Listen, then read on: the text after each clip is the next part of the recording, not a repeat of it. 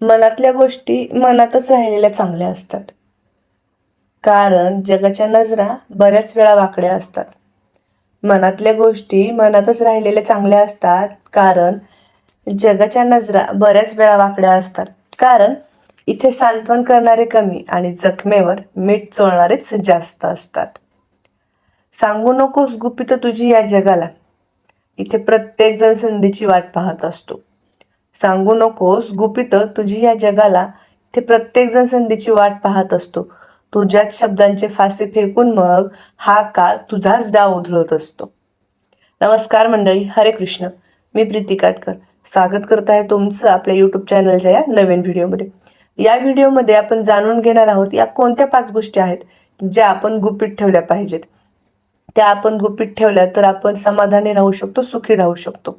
तर त्यासाठी हा व्हिडिओ शेवटपर्यंत नक्की पहा.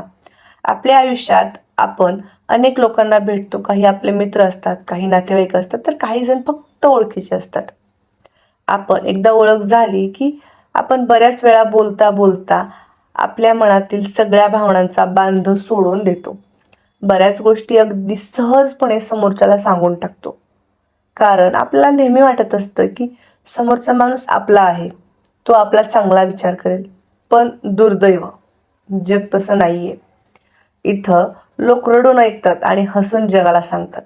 म्हणून आपण आपल्या तोंडाला आणि भावनांना आवर घातलाच पाहिजे.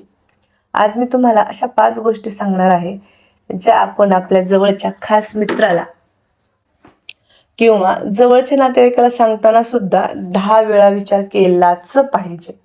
कारण वेळ बदलली की लोक आपल्याच शब्दांचा वापर आपल्या विरुद्ध एक शस्त्र म्हणून सुद्धा करू शकतात. तर याचा अनुभव तुम्हाला बऱ्याच वेळा आला सुद्धा असेल ना. तर बघा, जगापासून लपवणारी किंवा प्रत्येकाला न सांगणारी पहिली गोष्ट म्हणजे आपल्या यशाचा मार्ग आणि आपली ध्येय. आपण आयुष्यात काय करणार आहात, आपला पुढचा मोठा प्लॅन काय आहे, हे कधीही उघड करू नये. समजा आपण एखादा नवीन व्यवसाय सुरू करणार आहोत किंवा एखादी मोठी परीक्षा देणार आहोत. जर आपण हे आधीच सगळ्यांना सांगितलं ना, तर या बाबतीत 2 गोष्टी घडतात. त्या कोणत्या बघा. पहिली म्हणजे लोकांच्या अपेक्षांचं ओझं असतं ते आपल्यावर वाढतं. आणि दुसरी म्हणजे काही लोक जाणून बुजून आपल्या मनात शंका निर्माण करतात की तुला हे जमणार नाही. आणि आपण विचार करत बसतो, अरे एवढे लोक म्हणतात म्हणजे मला खरंच जमणार नाही का. आपल्या मनामध्ये शंका कुशंका निर्माण करतात. म्हणून आपण आपलं काम गुप्त ठेवलं पाहिजे, जेणेकरून यश मिळाल्यावर जगाला आपोआप कळेल.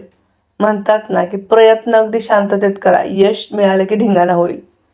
आता या बाबतीत मी माझे एक उदाहरण देईल की हे आपलं जे यूट्यूब चॅनल आहे, मी जेव्हा चालू केलं होतं ना, तेव्हा मी माझ्या जवळच्या सगळ्या लोकांना ही लिंक शेअर केली आणि सबस्क्राईब करून सपोर्ट करा असं सुद्धा सांगितलं. त्यातल्या बऱ्याचशा लोकांनी सबस्क्राईब केलं तर नाहीच, पण उलट मला प्रश्न विचारून भंडावून सोडलं, तुला यातून किती पैसे मिळतात. मग पैसे मिळत नाही तर तू हे का करते. मग मी त्यांना म्हणलं की मला आवडतं म्हणून करते. तर मग मला त्यांनी इतकं डिमोटिवेट केलं की अक्षरशः मला वाटलं की हे चॅनल बंद करूनच टाकू की काय. पण मी त्यातून स्वतःला सावरलं आणि हे चॅनल मी सतत कंटिन्यू चालू ठेवलेलं आहे. म्हणूनच आपण काय करतोय, आपली स्वप्न, आपल्या इच्छा, आपली आवड बऱ्याच वेळा गुप्त राहिलेल्या चांगल्या असतात. यातली दुसरी महत्त्वाची गोष्ट म्हणजे आपल्या घरातील गुप्त गोष्टी आणि वाद. मंडळी, घराचा उंबरठा ओलांडून घराची भांडणं बाहेर जाता कामा नयेत. मग ते नवरा बायकोतले वाद असोत किंवा भावाभावांमधले किंवा सासू सुनांमधली. ते वाद घराच्या 4 भिंतीतच मिटले पाहिजेत. कारण काय होतं, जेव्हा आपण बाहेरच्या व्यक्तीला आपल्या घरातल्या अडचणी, भांडणं सांगतो ना, तेव्हा ती व्यक्ती आपल्याला तात्पुरती सहानुभूती दाखवते.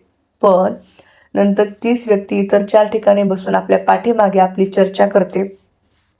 त्या चर्चांमध्ये आपल्या घराच्या इज्जतीचा पंचनामा करते. आपल्या दुःखाचा फायदा घेऊन आपल्या घरात फूट पाडण्याचा सुद्धा प्रयत्न करते. आणि त्यातून त्यांचा काय जर स्वार्थ असेल तर ते सुद्धा ते साधून घेऊ शकतात. बरोबर ना. आता ह्या सुद्धा गोष्टीचा बऱ्याच जणांना अनुभव आला असेल. तुमचा अनुभव नक्कीच समजून घ्यायला आवडेल, तर नक्कीच कमेंटमध्ये तुमचा अनुभव शेअर करा. तिसरी गोष्ट म्हणजे आपली आर्थिक परिस्थिती, म्हणजे आवर फायनान्शियल सिक्रेट्स.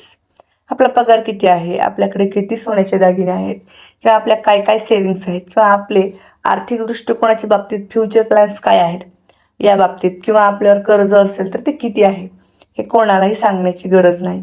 जर आपण खूप श्रीमंत आहोत असं सांगितलं तर लोक आपल्याकडे फक्त पैशाच्या अपेक्षेने बघतील, पैशापुरतं गोड बोलतील, गरजेपुरता वापर करतील. आणि जर आपण आपली गरिबी किंवा अडचण सांगितली तर लोक आपल्याला मदत करण्याच्या ऐवजी आपल्यापासून लांब पळू लागतील आणि आपल्यालाच दोष देतील.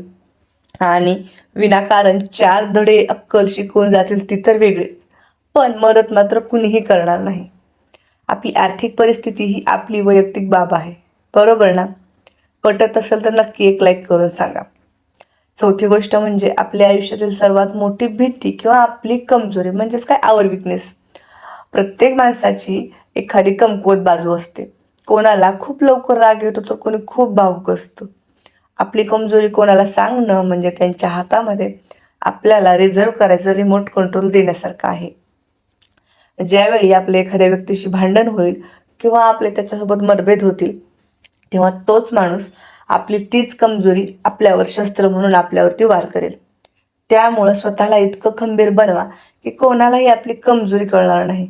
मी नेहमी म्हणत असते, आपल्या स्वतःला आपण एवढं स्ट्रॉंग बनवलं पाहिजे की आपल्या कमजोरीचा कोणीही त्यांचं संधी साधण्यासाठीचं साधन म्हणून वापर करता कामा नये.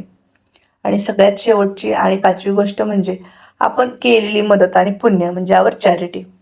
आपल्याकडे एक जुनी म्हण आहे, एका हातानं दिलेलं दान दुसऱ्या हाताला कळू नये.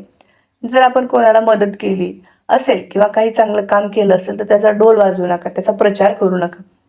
जेव्हा आपण आपल्या चांगुलपणाचं प्रदर्शन करतो ना, तेव्हा त्या मदतीमागचा भाव संपून जातो आणि उरतो तो फक्त एक दिखावा.